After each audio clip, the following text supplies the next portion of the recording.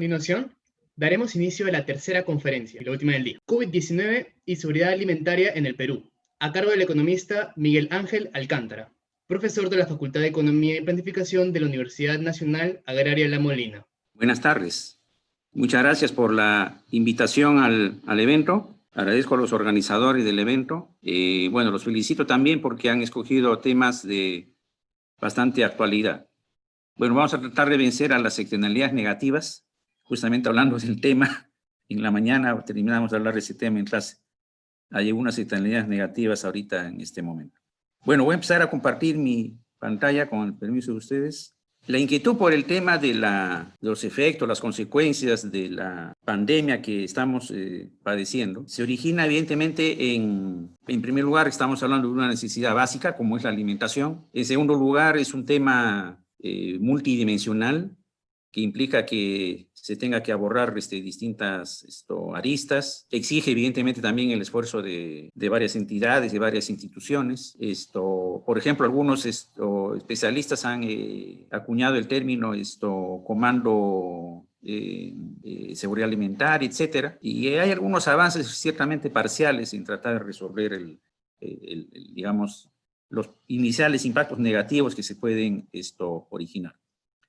Bueno, brevemente una pequeña reflexión sobre el concepto en sí de seguridad alimentaria. Este concepto ha ido evolucionando a lo largo del tiempo.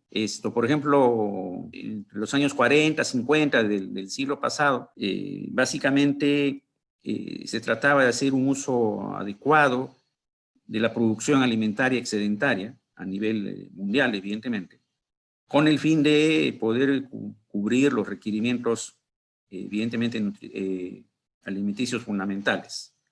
Digamos, esa fue la etapa previa, por ejemplo, a la creación de la Organización Mundial de Naciones Unidas para la Alimentación, la FAO, ¿no es cierto? Bueno, ya en los años 60, en que hubo mayor preocupación por los temas de desarrollo, entonces se trató de vincular ambos temas, ¿no es cierto? Cómo, digamos, incluir el tema alimenticio como uno de los sustentos, como uno de los soportes del desarrollo de los países. Fue parte, digamos, de la mayor preocupación o el énfasis que tuvo o que tuvieron los temas de desarrollo en los años 60, en que había también un cierto debate sobre cuál debería ser la mejor estrategia para lograr el desarrollo económico, si es que simplemente se tenían que importar las recetas exitosas de los que en ese momento ya eran economías desarrolladas, o si cada economía tenía que buscar su propio rumbo, etc. En los años 70 ya era otro, digamos, el tipo de preocupación. Fundamentalmente, de la mano, podríamos decir, también con los avances tecnológicos, entre otros el de la Revolución Verde, por ejemplo.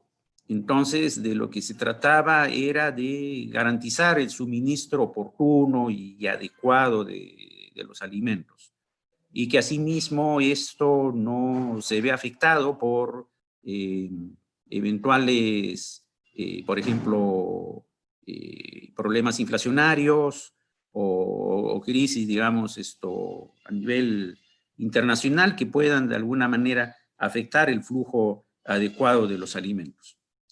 Y así poco a poco fue evolucionando el concepto. En los años 80 ya se amplía, ¿no es cierto?, la visión de la seguridad alimentaria, sin tocar, digamos, de manera tan explícita el tema nutricional como sí se hizo ya en la última etapa.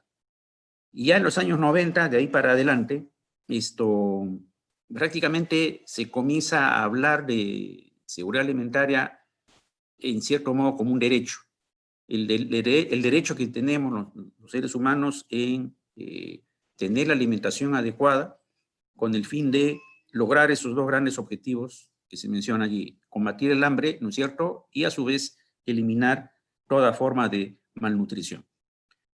Bueno, la FAO en el año 96 acuñó esta definición ciertamente preliminar, pero donde ya se puede ver interacción de distintos aspectos, ¿no es cierto? Por ejemplo, se habla del tema del acceso físico y económico, ¿no es cierto? Entonces no solamente basta o es suficiente la producción, también la población debe tener la capacidad de compra adecuada. A suficientes alimentos, o sea, que el volumen sea el suficiente, el adecuado, inocuos y nutritivos. Entonces, esto evidentemente se tiende hacia el gran objetivo de lograr una adecuada nutrición. Esto a fin de satisfacer las necesidades nutricionales y sus preferencias alimentarias, es decir, guarda relación evidentemente con la aceptabilidad por parte de los consumidores y el objetivo de llevar una vida activa y sana. Y por lo tanto se plantea también que haya ya una participación concertada de los distintos agentes y también a nivel internacional, ¿no es cierto? Se fomentaba, por ejemplo, la cooperación entre los distintos países con el fin de garantizar la situación de seguridad alimentaria. Bueno, ahí también ha habido una evolución. Entonces, actualmente, tanto dentro del país como a nivel internacional, esta es la definición más simple que se puede, digamos, aceptar. Existe seguridad alimentaria cuando la alimentación adecuada, ¿adecuada en qué términos? De cantidad, de calidad, de inocuidad, nuevamente de aceptabilidad sociocultural, está disponible, es accesible y al mismo tiempo es utilizada satisfactoriamente por todos los individuos en todo momento, con lo cual nos dan una idea de sostenibilidad en el tiempo para vivir una vida sana y feliz, ¿no es cierto? Ese es el gran objetivo entonces de la seguridad alimentaria. Bueno, evidentemente, como ya indicaba, es un enfoque multidimensional. El gran objetivo es lograr un adecuado estado nutricional de la población, para lo cual en primera línea, ¿no es cierto?, la ingesta de alimentos debe ser la más adecuada, y eso va de la mano con los temas de salud. Justamente, de alguna forma, en esta coyuntura, como que se ven interrelaciones, ¿no es cierto? Problemas de salud, ¿no es cierto? Perdón, problemas de alimentación que han predispuesto a muchas personas posiblemente a contraer la enfermedad del COVID-19 y a su vez el COVID-19, ¿no es cierto? Que como vamos a ver, hay indicios de, digamos, el riesgo de que se pase de una emergencia sanitaria a una emergencia alimentaria. Y así, en distintos contextos, por ejemplo, los temas como el acceso a los alimentos, ¿no es cierto?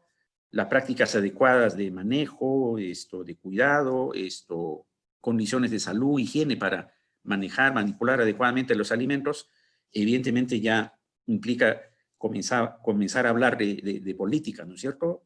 Específicas, políticas macro, tendientes a mejorar cada una de esas condiciones.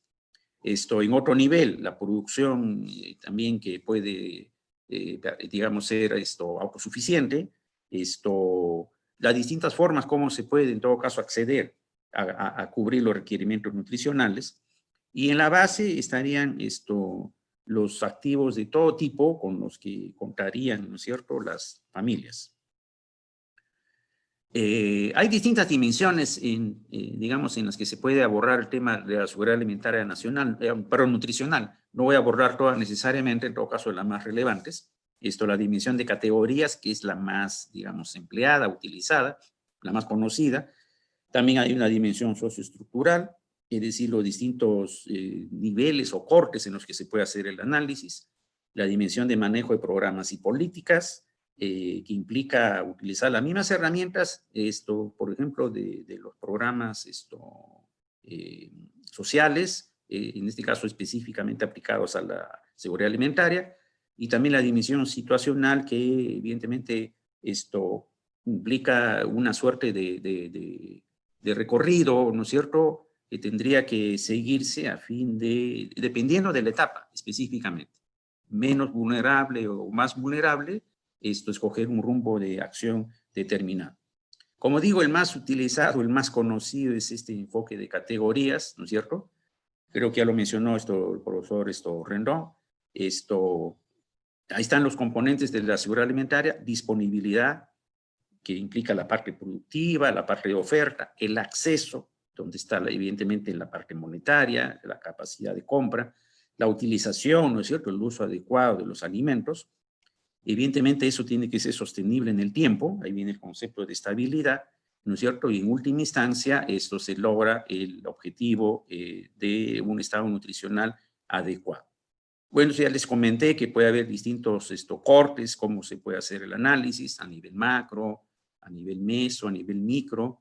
Evidentemente, en cada uno de esos contextos se puede evaluar la seguridad alimentaria. Bueno, voy a comenzar a abreviar. Miren, ustedes conocen los famosos Objetivos de Desarrollo Sostenible. Hay dos de ellos que están relacionados con el tema de seguridad alimentaria. El primero, que tiene que ver con el tema de eliminación de la pobreza en todas sus formas y en todo el mundo. Entre otras, evidentemente, la pobreza extrema, ¿no es cierto? Y esa es una de las metas. De acá al 2030, erradicar, ¿no es cierto?, en todo el mundo la pobreza extrema. Y el segundo objetivo de desarrollo sostenible es más directo, poner fin al hambre, lograr la seguridad alimentaria y lograr la mejora de la nutrición y promover la agricultura sostenible. Eso implica, tomando en cuenta las dimensiones ya mencionadas, asegurar el acceso de todas las personas, particularmente la población pobre, ¿no es cierto?, de menores ingresos, de menores recursos, las personas en situaciones de vulnerabilidad, énfasis ahí en la población de niños menores de 1 año, ¿no es cierto?, buscando alimentación sana, nutritiva y suficiente de manera permanente. Ese es el objetivo. Bueno, la pregunta sería, ¿cómo nos encontró el COVID-19 en estos indicadores? Ahí vemos, por ejemplo, la evolución de la pobreza monetaria hasta el año 19. Esa información fue recién difundida en mayo de este año, o sea, cuando ya estábamos en plena estrategia de lucha contra la pandemia. Entonces, al año 19, 20.2% de la población, más o menos 6,5 millones de personas, estaba en situación de pobreza monetaria. Es decir, un ingreso insuficiente para cubrir la canasta completa, tanto alimentaria como no alimentaria. Como vemos, el problema es mayor en el ámbito rural que en el ámbito urbano. Se ven ahí las disparidades urbano-rural. Pero la pobreza, bueno, este es otro indicador, que es cómo se distribuye la población pobre. Entonces, la mayor parte de la población es urbana. 60% de la pobreza total está en el medio urbano. Pero el otro indicador más directamente relacionado con seguridad alimentaria, dado que se refiere al ingreso suficiente para adquirir la canasta de alimentos, es la pobreza extrema. Entonces, en la pobreza extrema, las tasas fueron menores, evidentemente, y también con una tendencia decreciente, pero como que esa tendencia decreciente se paralizó en los últimos años. Entonces, al año 2019, 2,9, poco menos del 3% de la población estaba en esta situación, es decir, ingresos insuficientes para alimentarse adecuadamente, más o menos 900,000 personas. Y antes ya del COVID-19, este problema se comenzó a agravar ligeramente en el área urbana. ¿De acuerdo? Entonces, esto sin necesidad del COVID-19 ya implicaba un pequeño retroceso, podríamos decir, en esa lucha o en ese objetivo de lograr eliminar la pobreza extrema. Y acá sucede lo contrario. La pobreza extrema se reparte, o sea, fundamentalmente está presente en el área rural, ¿no es cierto? Más del 70% de la población en extrema pobreza está en el medio rural. Un tercer indicador es el déficit calórico. Este indicador, siendo, digamos, muy relevante por su propia definición, ya que a diferencia de los anteriores que tiene que ver con el ingreso suficiente para, digamos, adquirir una determinada canasta, aquí ya se está midiendo el consumo, ¿no es cierto? Aquí ya se está midiendo la adquisición propiamente de productos. Pero aparentemente hay un problema estadístico, de muestra, etcétera, que lleva a que el INEI todavía lo maneje como un dato preliminar. Incluso hay dos tipos de datos, anuales y trimestrales. El anual todavía no estaba actualizado, entonces hemos tomado el dato trimestral hasta el 2019. Entonces, en ese último periodo del 2019, 29% de la población estaba en situación de déficit calórico, es decir, de alimentación insuficiente, directamente hablando. Y acá lo que se puede observar es que la brecha urbano-rural, que por ejemplo sí se mantiene en los indicadores monetarios, aquí como que se acorta. Entonces es cada vez más cercano el problema, ¿no es cierto?, de la pobreza calórica en ámbitos urbanos y rurales. No hay mucha diferenciación. Y acá surge una situación diferente a las anteriores, ¿no es cierto? Si distribuimos la población en situación de pobreza calórica, resulta que estamos hablando de un problema fundamentalmente urbano. Pobreza extrema sí se ubica básicamente en el medio rural, pero la pobreza calórica, o sea, esto es fundamentalmente un problema urbano. Todo eso da idea, ¿no es cierto?, de la complejidad, evidentemente, de cómo se debe abordar estos indicadores. 7,5 millones más o menos de personas en dicha situación. Primeros impactos del combate contra la pandemia, ¿no es cierto?, en los indicadores, en algunos de los indicadores relacionados con seguridad alimentaria. Por ejemplo, el tema de la disponibilidad tiene que ver evidentemente con el abastecimiento de productos. Y estamos viendo allí que sobre todo en frutas, en tubérculos, en hortalizas, ¿no es cierto?, ha habido una reducción en el abastecimiento si comparamos mismo mes 2020 con respecto al 2019. Ahí vemos que en frutas, por ejemplo, fue mayor la caída en mayo, ¿no es cierto?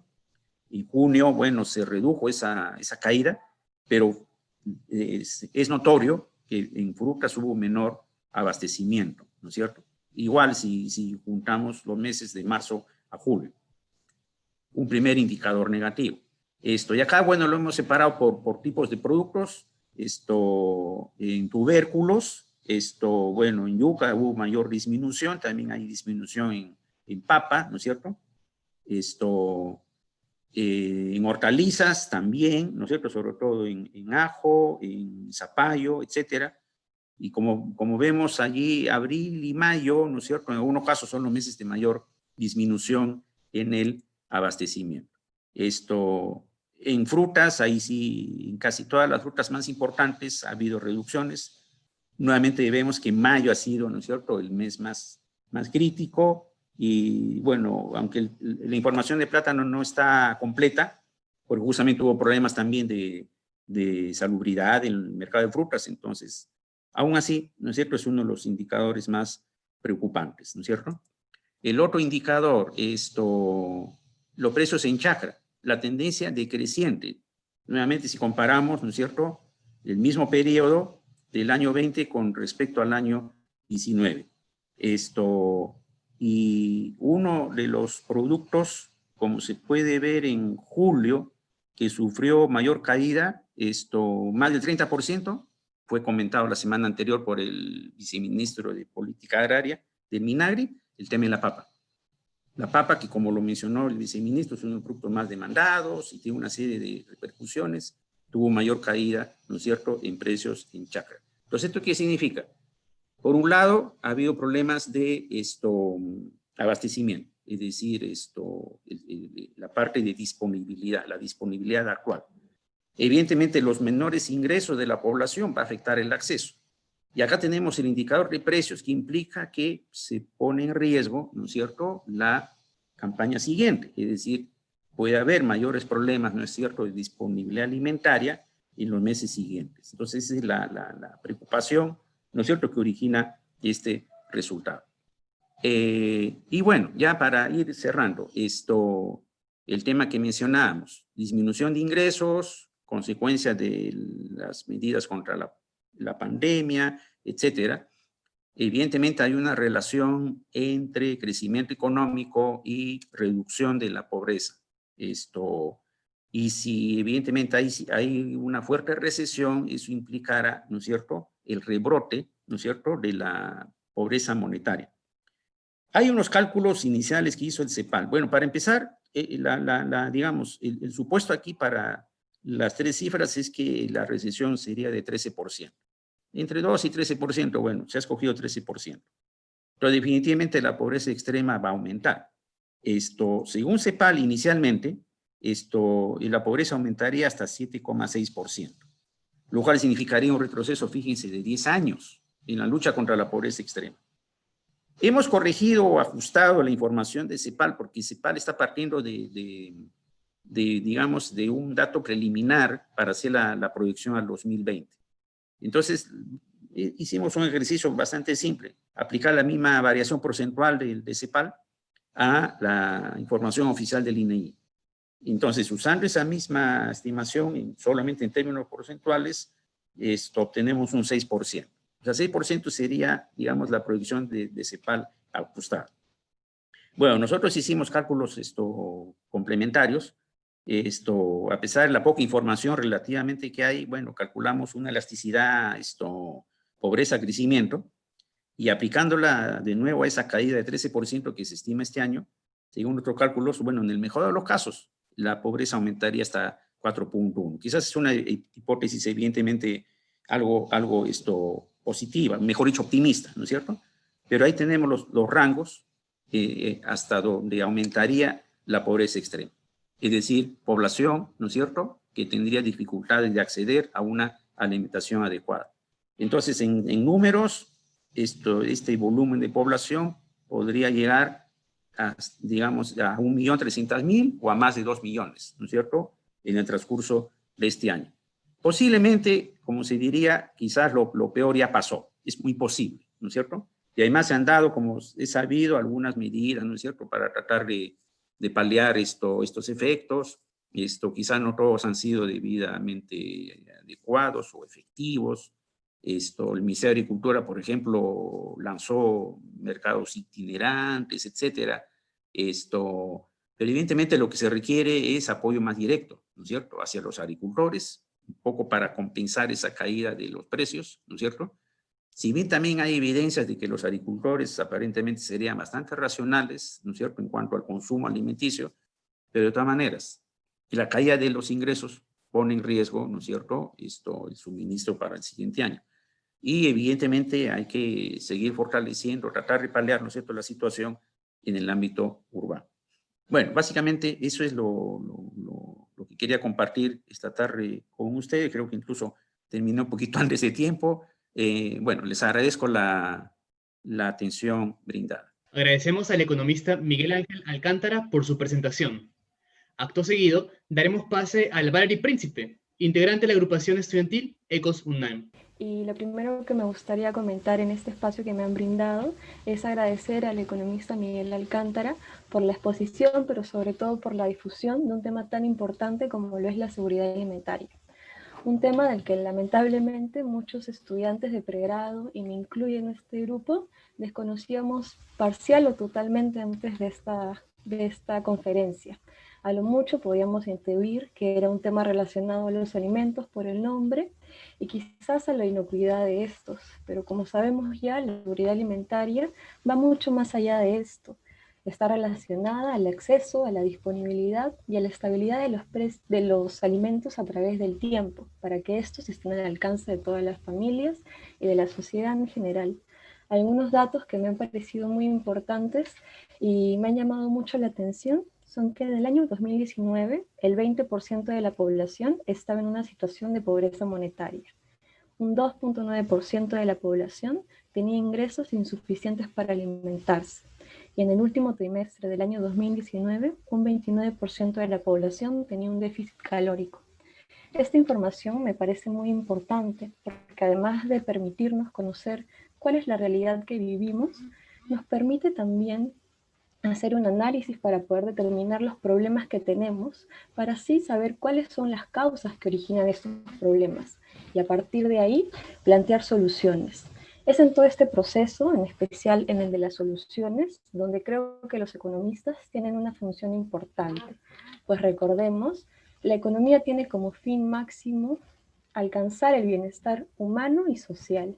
Situándonos en un contexto más actual, en la realidad que vivimos, el COVID-19 nos puede dar un panorama no muy alentador, más bien un poco incierto, pero entre toda esta situación adversa, creo que es importante que destaquemos el arduo trabajo y labor. Como mencionaba, esta importancia de la agricultura para la economía del país me parece que es una situación de la que particularmente los molineros deberíamos estar involucrados y preocupados, desde el compromiso a informarnos hasta el planteamiento de soluciones desde cada una de nuestras especialidades. En mi caso, en el de muchos de los aquí presentes, la economía. Finalmente, me gustaría ofrecer de nuevo un agradecimiento por la difusión de este tema y por otorgarnos un nuevo punto de vista, para poder observar la realidad que vivimos desde un ángulo tan importante como lo es la seguridad alimentaria. Gracias. Agradecemos el comentario de Valeria Príncipe y también vamos a agradecer la ponencia del profesor Miguel Alcántara. Ahora vamos a pasar a recibir las preguntas. ¿Pueden ir dejando sus preguntas, por favor? Bien, profesor, ya llegó una de las preguntas y dice, ¿cuál es el factor principal que afecta la seguridad alimentaria en el Perú? Sí, en realidad no hay uno solo. Yo diría que lo más importante, evidentemente, estaría por el lado de la producción, es decir, garantizar la producción, y por el otro lado, el tema de la capacidad de compra. Yo diría que esos son los dos temas más importantes. Por supuesto, todos los indicados lo son, porque evidentemente vamos a suponer, está asegurada la producción, el acceso, pero no hay, por ejemplo, una adecuada, como se diría también, educación alimentaria. Entonces, puede que los alimentos no sean consumidos de una manera balanceada, o sea, que la dieta no sea balanceada. Entonces, así como hay problemas de hambre o de desnutrición, en general hay problemas de malnutrición, que implica evidentemente el uso excesivo, por ejemplo, de carbohidratos, etcétera. Entonces, todo es importante, pero si se pide una priorización, sería el aspecto producción adecuada y el tema de la disponibilidad de compra. Ahí veo que hay otra pregunta, discúlpenme, parece que no ha llegado a todos. Sí. Me pregunto, políticas orientadas al tema de seguridad alimentaria o si es un tema reciente. No, en realidad no es un tema reciente, es un tema que ya tiene tiempo. Por ejemplo, el Ministerio de Agricultura ya tiene buenos años analizando el tema. Como digo, quizá lo que falta es una estrategia más integrada, o sea, pasar un poquito más al plano de la acción. Yo creo que lo que comentó, se me ha ido el nombre de la comentarista, discúlpenme. Valerie, profesor. Valerie, disculpen. Yo creo que esa recomendación es bastante acertada, en el sentido de que como molineros creo que estamos en la obligación de contribuir, ¿no es cierto? Cada uno, como se diría, en su propia trinchera, en su propio campo, a tratar de resolver este tema. Posiblemente no haya sido muy, quizás, analizado a pesar de su importancia, pero dada la multidimensionalidad justamente de la agraria, yo creo que debería posicionarse mucho mejor en el tema, porque esto implica aspectos de producción. Ahí tenemos los colegas de agronomía y también de pesca, evidentemente. El tema del tratamiento adecuado, la transformación adecuada, lo que tenemos los colegas de industrias alimentarias. En Soteina también está el área de nutrición, que contrario a lo que se piensa, no es nutrición animal, por si acaso, es nutrición en general.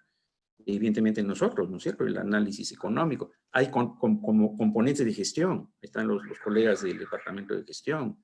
En fin, tenemos la fortaleza suficiente como para poder, creo, dar un paso más y quizás ser ahí el soporte de políticas más adecuadas y pertinentes para resolver el problema. Bien, profesor. Entonces, si no hay una pregunta más por ahí, damos por finalizada la ronda de preguntas. Agradecemos a usted por responderlas y a los asistentes por presentarlas. Y de esta manera estamos concluyendo el seminario de esta tarde. Muchas gracias. Muchas gracias también. Para finalizar, estamos agradecidos con los ponentes y los asistentes por ayudarnos a ver desde otra perspectiva temas que actualmente son de gran importancia. Los invitamos para que la otra semana puedan unirse a las siguientes 3 conferencias. Y finalmente, motivados por la exposición del economista Miguel Alcántara, la agrupación Ecosunam emitirá un podcast que este viernes en la noche, cuyo contenido será enriquecido justamente con la conferencia. Sin más que agregar, muchas gracias a todos los asistentes. Gracias. Hasta luego. Gracias a todos. Gracias, Buenas gracias. tardes. Gracias por la invitación. Cuídense. Hasta luego.